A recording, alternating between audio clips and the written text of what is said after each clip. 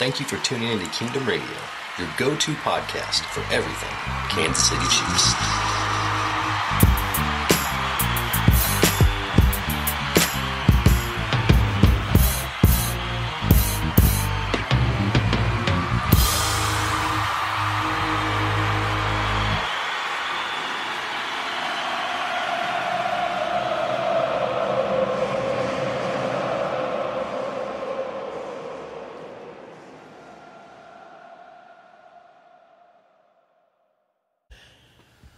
Welcome to Kingdom Radio. I'm your host, Richard Smith, and with me, as always, my senior NFL analyst and co-host, Chris Chavez. And hey, this is the first time in my lifetime, first time in 50 years, that we're even able to have a Super Bowl podcast. And Kansas City Chiefs are in Super Bowl 54 and down at Miami right now, going through Super Bowl week. Chris, how do you feel about this? Is this not the best week of your entire life? Every single day, I've been getting more and more and more amped, just as I imagine the players are getting as Sunday gets closer. I'm super excited right now, and I can only imagine what level I'm going to be on Sunday when that whistle blows and we have that first kickoff. Hey, like you said, we're 3 days away, 3 short days away from the Kansas City Chiefs and the San Francisco 49ers facing off in Super Bowl 54.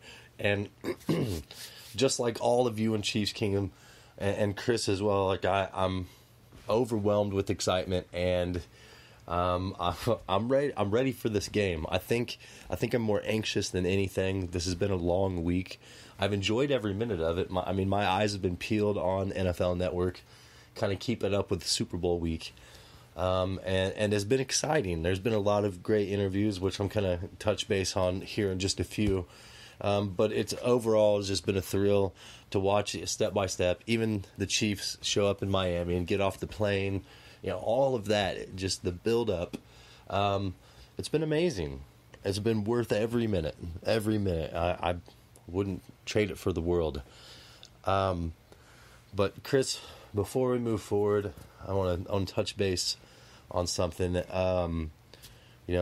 Kobe Bryant and the helicopter accident that took his daughter and like 8 other people's lives. And I just want to have a moment of silence for him, because that is a tragedy, and he is an NBA legend. And it's just sad to see something like that happen. And look, my condolences to the family members and survivors, and it's just horrible all the way around, horrible for sports.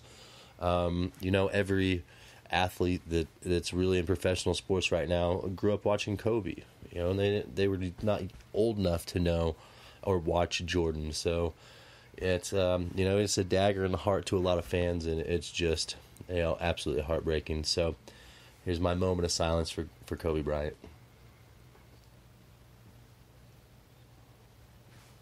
So, Chris, I don't know if you have anything that you want to add to that, because there's a lot to take away from that situation. But, the floor is yours if you want to say something.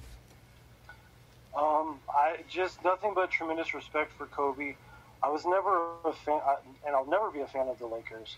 But I also was never a fan of Kobe's. But I always had I had a fun hatred of him. Out of respect. I respected him. I respected his game. I respected everything that he brought to basketball. And when you look at his effects on the world game, right, during his career and after his career, all of the athletes in so many sports who are affected by this passing, and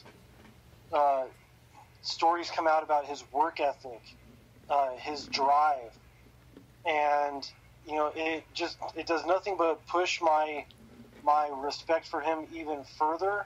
Right. And with all of these deaths, we lost a lot of lives far too soon, whose dreams and futures were never realized. And, you couldn't have said it any better. It's just all around a tragedy, on a family level, a sports level. It's unthinkable. It's unspeakable. When the news broke, I couldn't believe it. I sent over that TMZ link to you, and, you had replied back, well, I want to see it or hear it from another source, which, that's the smartest thing you could have responded with. But at that point, they came flooding in. It seemed like as soon as you said that, and it was like, you ask and you shall receive. There was a tsunami of sources that all of a sudden just pumped it out, and there were still some sources that were reporting false information. But yeah, like as soon as I saw the waves of, I was like, oh, this is real. And it's still hard to believe, to be honest with you. I think about it and it doesn't seem real. But that's a harsh reality that a lot of the world is having to face right now. And, a legend was lost, no matter how you look at it. And I was never a Lakers fan either. I can also say that I wasn't, a follower of Kobe, but like you, I respected his game and he was a lot of fun to watch. I don't think that I ever turned away from a game that Kobe Bryant was playing in, and I probably enjoyed every minute of a game that Kobe Bryant was ever playing in. So it just is, I don't know, shows you nobody's invincible and life is real. But as much as I hate to report that and talk about that, it needs to be said, amongst the huge celebration that we're having here in Chiefs Kingdom at the moment, and it's really time to switch gears to that. Rest in peace, Kobe. We love you. This is Super Bowl week. Kansas City Chiefs in the Super Bowl for the first time in 50 years. So congratulations, first of all, to the team and the organization. I feel like that it's appropriate for me to say that because this is a long time running, and the Lamar Hunt Trophy is back there in Kansas City where it belongs, and we could not be happier in Chiefs Kingdom. But look, the job's not done yet. The job is not done yet. There's one more game the Chiefs need to win to seal the Super Bowl, and now it's time to talk about, what the Chiefs need to do to solidify this win. But this is Super Bowl week, and there's a lot that comes with it. So I really want to start off by talking about how Clark Hunt was in a press conference in an interview about Patrick Mahomes and Andy Reid and the relationship that they have, and what it means to the organization to have Patrick Mahomes sign a long-term contract, and then have the pair of Andy Reid and Patrick Mahomes together. And it was probably the most reassuring press conference that you could have for Chiefs Kingdom. And Chris, I don't know, did you get to see that? There were so many of them, I don't think that I did catch that one. Well, he was just talking about his confidence of getting done a long-term deal with Mahomes, either sometime after this season or sometime next season. And just the Andy Reid and Patrick Mahomes relationship, and all the interviews that you've seen so far at Super Bowl week on NFL Network. Andy Reid is saying the exact same about Patrick and Clark, and the whole organization, and how it's just it's a dime a dozen. You don't see organizations work the way Chiefs Kingdom does, and it's really nice, it's classy, and we have a great shot at pulling a Super Bowl victory off here. We just got to play our cards right, and Andy Reid just needs to dial up the right game plan, and Spags just keep doing what you're doing. Now, one big thing, Chris, I'm sure you saw this. You couldn't miss this. Patrick Mahomes, in an interview, said that he wanted to play in Kansas City for his entire career. So, Chris, kind of take off on that, and what you heard about that scenario, because it really was everywhere. And what are your thoughts? It was absolute music to my ears. Oh yeah. It was as if an angel dropped down from heaven and whispered it through my screen. It's exactly what you want to hear going into what could potentially end up being a contract off-season for him. There's additional rumors that we're going to wait for the right time, which I totally understand, putting it off another year, and we can get into that in the off-season and debate that. But the fact that Patrick Mahomes wants to and plans on playing out his entire career in Kansas City is exactly what you want to hear. Yes. And like you had also brought up before that, before this question, hearing it come from the owner is also very reassuring. It says that they're on the same page, and it's just a matter of working out the details in between. Whereas you look at other organizations, I'm going to throw them under the bus right now, the Dallas Cowboys. Right. You've got a lot of misinformation from the owner and the quarterback, and they don't seem like they're on the same page, even to the point where the owner seems like he's going to be willing to go forward without Dak Prescott.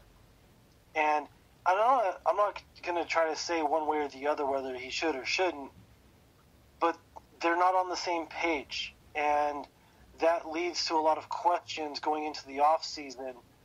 And for the other players on the roster, they don't know, until the deal gets done, they don't know who they're going to be playing with next year. Whereas in our situation, with Hunt and Mahomes coming out saying, we want to get this deal done, and our players, potential free agents, they know who is going to be the quarterback of the Chiefs for the foreseeable future. And that is a great thing because they know who they're going to be playing with. It's going to draw people to stay.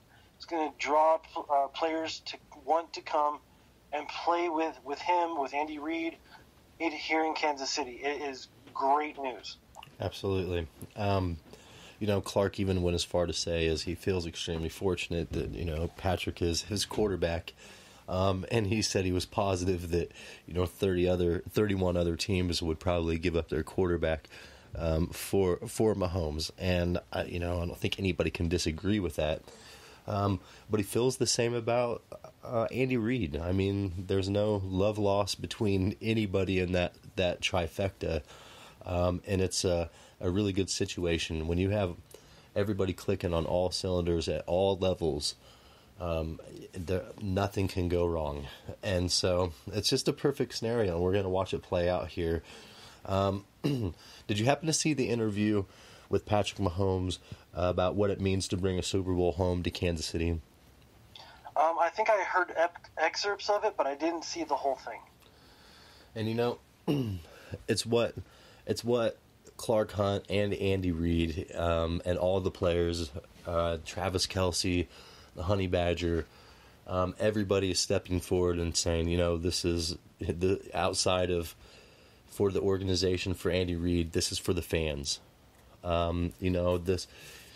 want to win the Super Bowl and bring the trophy back home to the fans because the fans have been loyal for 50 years, 50 years without anything, and that's a long stretch. And we deserve it here in Chiefs Kingdom. So that's another thing that was refreshing, to hear, and was a breath of fresh air, from so many years of our life being choked out of us. So there was some funny moments within this Super Bowl week, and I do want to say the media time with the Kansas City Chiefs is over. There will be no more media until the game, so I just wanted to throw that out there.